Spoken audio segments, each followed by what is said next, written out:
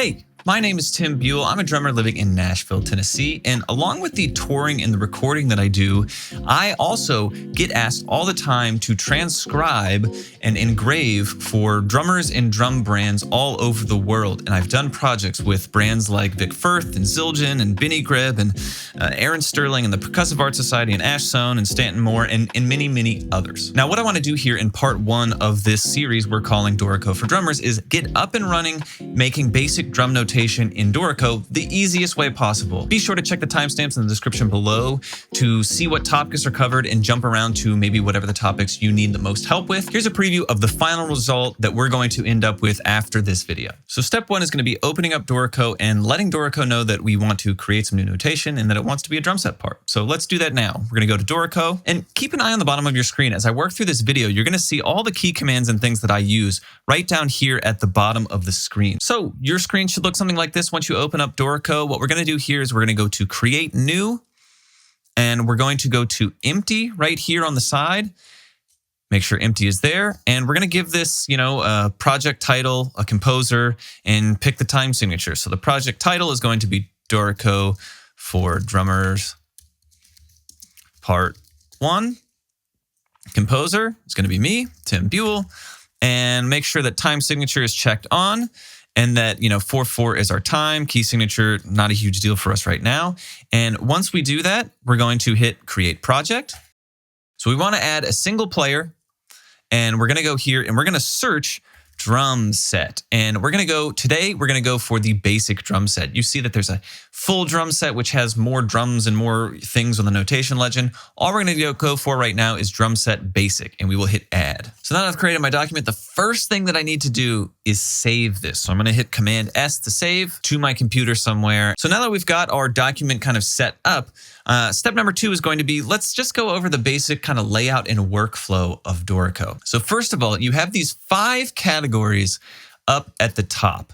And you can think of these categories, setup, write, engrave, play, and print, as kind of different workflows. You can click on them to toggle between them, or you can use the key command and 1 through 5 to take us through these. So let's go back to setup by hitting Command 1. So in setup, you can do things like add more players or adjust the players that you have. And right now we have 1 player and they are assigned to drum set. Now, if you click this arrow down on the drum set, you can click these little 3 dots and go to Edit Percussion Kit.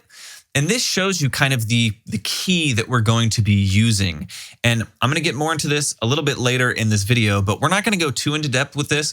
In another part of this multiple part series we're doing Dorico for Drummers, we're going to dive all into the percussion kit and edit it and get crazy in here.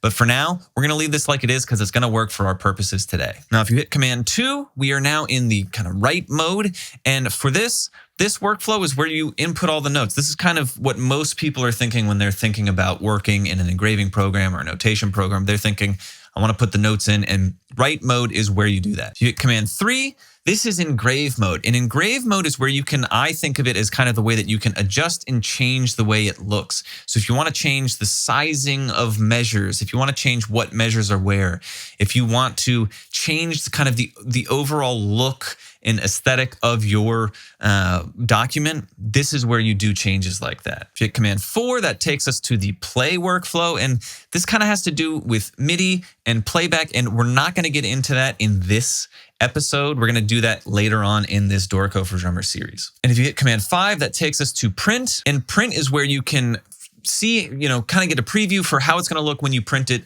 And this is also where you can actually print it or export it as a PDF or whatever other format that you want. So step number 3, let's go back to write. So we can hit Command 2 to go back to write. And now we're actually going to input some notes. So we hit Command 2, we're back in write mode. And again, this is the mode where you can kind of do all the things that a lot of people think of. You can add different tempos here. You can change bar lines. There's a bunch of different tools all along this right-hand side that you can either click on to get to, or they all have popover commands to be able to more quickly get to things. So this is where we're going to input our notes. So we're going to start out by making a basic rock groove with 1/8 notes on hi-hat, kick on 1 and 3, and snare on 2 and 4. And how we're going to do that is we're going to click the measure we want to edit. So I'm going to click this first measure here. Let me zoom in. I'm going to click this first measure here and hit Shift in. And that gets us, once we're in the right kind of workflow, if I hit Shift in, that gets us into input mode. And as you can see, when I hit that, if I hit Shift in, we're just kind of highlighted on this measure. If I hit Shift in again, now I'm in input mode. And you can see I have a little bar that I can use the arrows to move up and down. I can also use the left and right arrows to move along the rhythmic grid. If I need to change the rhythmic grid, right now we're set on 8th notes, but if I need to change that to 16th notes or something, I can hit Option and use the brackets to go, increase or decrease the rhythmic grid. So this is quarter notes, this is triplets, and this is 8th notes, and that's where I'm gonna stay right now. So with my rhythmic grid on 8th notes, I'm gonna use my up arrow to go all the way up to hi-hat. And yes, there are quicker ways to input notes. So anybody out there that's a little more advanced, don't worry. We're going to cover later on in the series all the different ways that you can super quickly input notes in Dorico. But for right now, again, this is the easiest way possible to get started with drum notation. So what we're going to do is we're just going to use the arrow keys and we're going to toggle up to hi-hat. And then to place these hi-hats on as 8th notes, all we're going to do is toggle up to hi-hat using the up and down arrow key. I'm going to hit the number 5 to toggle 8th notes. That's right here. You can see if I hit 6, it's quarter notes, 5 is 8th notes, 4 is 16th notes, 3 is 32nd, 2 is 64th. But I'm going to hit 5 for 8th notes. And now I'm just going to hit the letter Y to place an 8th note hi-hat on my 8th note grid. And as you can see, I created hi-hats. Now I also want to place snare drums. So I'm going to go and I'm going to use my arrow keys to go back on the grid, go over to beat 2 and place a snare drum. I'm going to go over to beat 4 and place a snare drum, and then I'm going to place kick drums on beats 1 and 3. And now you can see if I hit Shift in, I get out of input mode, and you can see there's a couple things that I kind of want to tweak about the visuals of this. Firstly, I'm going to add accents to my snare drum, because I personally think when you're playing a backbeat, I like having an accent over the snare drum. So what I can do is, I'm not in input mode right now. I'm still in the right workflow, but I'm not in input mode. If I hit Shift in, again, the rhythmic grid appears. That means I'm in input mode. I hit Shift in again. I'm out of input mode. And this is how we can kind of tweak notes that are already here. And what I want to do is add an accent on the snare drum so I can use my left and right arrow to get over to the snare drum and then hit the left bracket. And that gives me an accent for the snare drum. And then I can go to the snare drum here, do the same thing. And when I'm in this input mode, I can toggle left and right with my arrow key. I can toggle up and down to jump to a different note.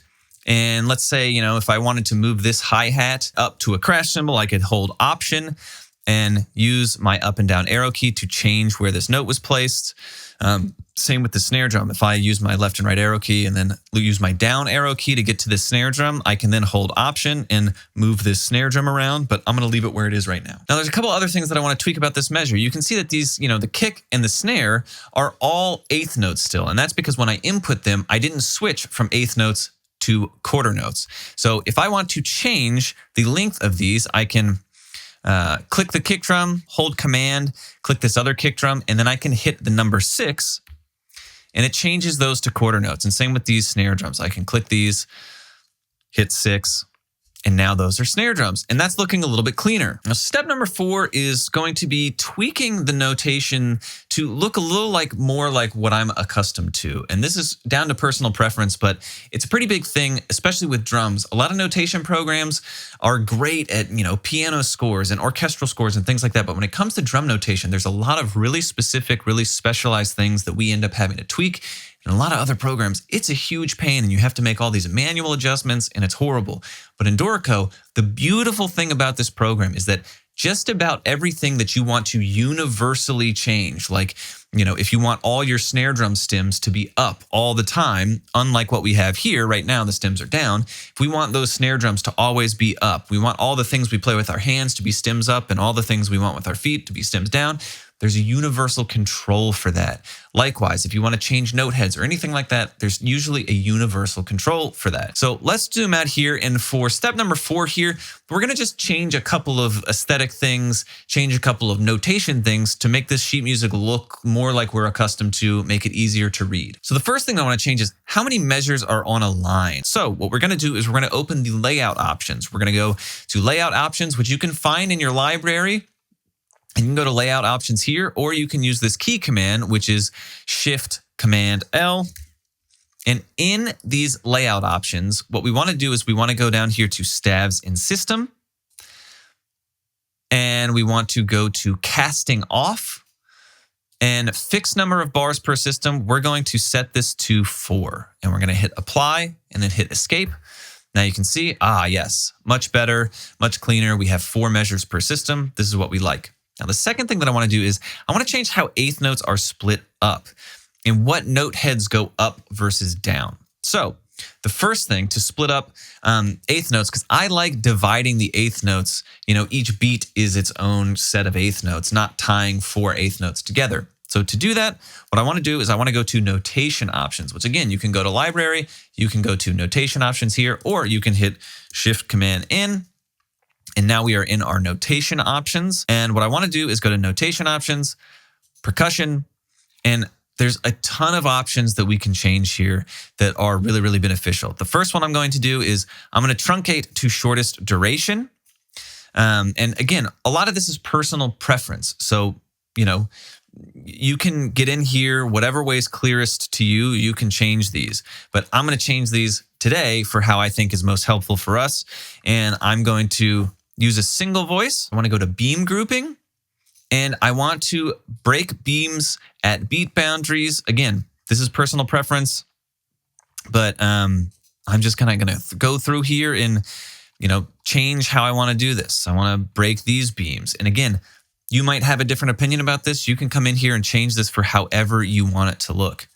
I'm going to hit Apply, Escape. And now you can see these eighth notes are split up like I wanted them. And again, you can also see that my kick and snare are now not separate. They're all treated as one instrument. And again, people have different opinions about that. If you want to get more dialed in, change that in a more specific way, we can go back here to the notation library, go to percussion. I'll use voice defined in kit editor there, go Apply. And now you can see we're stems down. And if I want to get a little more, tweaky with this and change it just how I want, I can go to Command 1 to go back to Setup, hit these 3 dots, go to Edit Percussion Kit. And here I can select the hi-hat pedal and you can see stem direction and voice. It is set to voice down. I can go kick drum low. That's set to stem down. Floor tom, stem down. Let's say that I want to do feet all down stem, hands all up stem. So on this floor tom, I'm going to go to stems up, snare drum, stems up, tom, stems up, ride cymbal, stems up, hi-hat, stems up, crash cymbal, stems up. So now I hit Apply. We have our feet down, the kick drum is down, and the rest of the notation is facing up. So there you go. That's how you can start to really tweak and make things look exactly like you want. And again, I'm going to do an in-depth full lesson on how to tweak percussion notation to look exactly like you want. Things like making ghost notes with parentheses that are different sizes and all that fun stuff. But today, this is going to do just fine for our purposes. So step 5, I want to add a few more measures and get into a few more notation things. So let's go back to Command 2 for our write mode. And I'm going to add another measure here. So I can click into my measure. I can hit Shift in. And now what I want to do is I want to add some 16th notes. I can hit 4 to go to 16th notes. And, I could hit Y to enter these in, or I could also click these in. I can just click these in just like this. And as you can see here, I've kind of clicked these in all over the place. They place rest where I skipped over because I was clicking in and I didn't click on every subdivision. So I can come here, do that if I want. If I want to change, I accidentally clicked these in. Again, I could come here and delete this and then put it in where I want it. Or I could hit Shift in and I can go to this crash cymbal, hold Option, and toggle this down, toggle this one up, Option up, Option down, Option down, Option up, Option down. That's how you do that. And again, that's by hitting Shift in and getting out of input mode and tweaking those. So I can hit Shift in again and I can just place this kick drum here, hit my accent button, left bracket, and place an accented snare drum there, accented snare drum there, and, maybe 2 kicks there. And again, if I hit Shift in, I can come here, click this note, hit a 6. That becomes a quarter note. I can click both of these by hitting Command while I'm clicking and hit 5, make those 8th notes. Okay, that's a beautiful measure. And now let's do one more measure with a fill in it. So I'm going to click in this measure, Shift in. We're going to go back to 8th notes. I'm going to go down to snare drum. So now what I want to do is I want to put in triplets. Right now we have the first half of our measure, which is, is looking pretty good. But I want to, make sure that we have some triplets in here. So how we put in triplets, go back to Shift in. I'm going to come to this last beat. And what I want to do, again, I know I'm on my last beat because I'm looking at my rhythmic grid. What I want to do here is I want to put in triplets by hitting while I'm selected on 8th notes over here, I'm going to hit 3 and then hit enter. And then I can place my 8th notes. And I'm actually going to make this, kind of a little tom thing. So I've put those in as snare drums. I can hold Option and go up and down on that arrow. And now I have this beautiful snare tom fill in triplets. So let's put in one more just to finish this off. And what we're going to do is we're going to make this a flam on beat 1. Going to click on our measure. What we're going to do is we're going to go down here and we're going to put a flam in by hitting backslash before we input a note. And then I'm going to go down to 16th notes and then hit Y on the snare drum and then click backslash again to get out of grace note input. And I'm going to go to 8th notes, put that in as a crash cymbal. So now that we've input these notes here, you can see that they're looking a little strange because they're in 2 different voices. So either in engrave mode, which you can hit Command 3 to get to, or you can stay right here in write mode. In write mode, I can just drag my mouse to select these. I can right click them, go to percussion, change voice, go to up stem voice 1. And now they look much, much neater. And that's a way that from basis to basis, you can go through and kind of, get things grouped and visually looking like you want. And again, I did that in write mode. You don't even have to leave the workflow that you're in. Now that we've done that, there's this rest down here. You can get rid of that or any rest that you want. Highlight that rest, hold Command while I click, and I can highlight all these rests, and I can go to Edit, Remove Rests. And now you see all those rests are hidden. I actually only want to remove this one right now.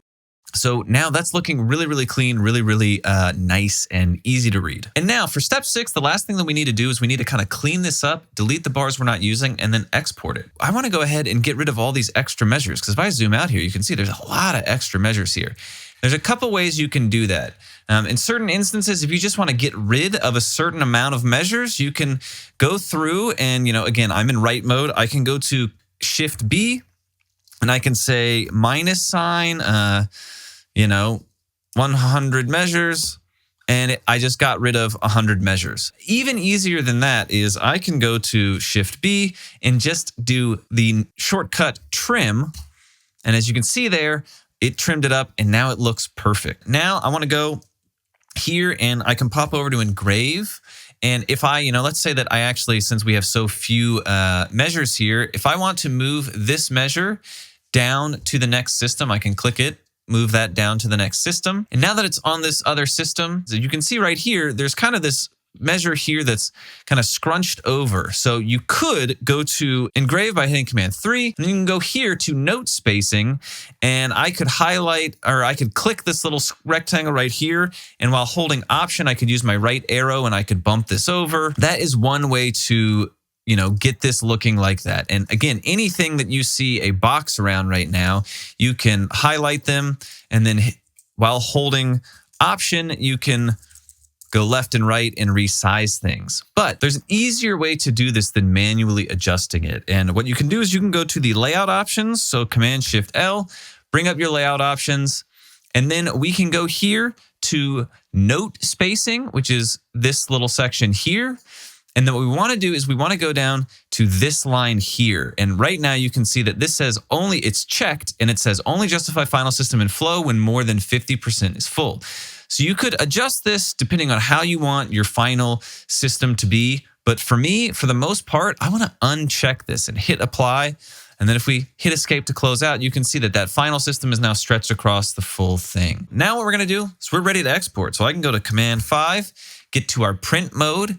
And if I want to print this on a printer, I could print this on a printer right here. But what I want to do is I want to go to graphics, and I'm actually going to print this as a PDF and export it. You can select your destination folder here by clicking these 3 dots, and you can hit export, and you're done. You end up with something that looks like this. So that's it for today. That is how to get up and running with basic drum notation in Dorico. Like I said, this is part 1 of a several part series that we're doing called Dorico for Drummers. So I hope you enjoyed this. If you did, give this a like, give it a thumbs up, and subscribe to the channel because we have more of these videos coming out. And as well, before you get out of here, if you have additional questions, or maybe you saw me do something and you go, hey, there's an easier way to do it. Like I said, I will probably get to a lot of that in later episodes, but maybe you have a helpful hint about something that you saw here today, or you have a question about something you saw, throw those down in the comments below. As we do this series, I want to answer the questions you all submit in the comments of all these videos so that you can literally get direct instant feedback about how to do the things that you need to know how to do. So hop over there, leave a comment, hit subscribe, give this a thumbs up, and share it with someone that you know might need this. And we'll see you in the next one. Thanks for watching.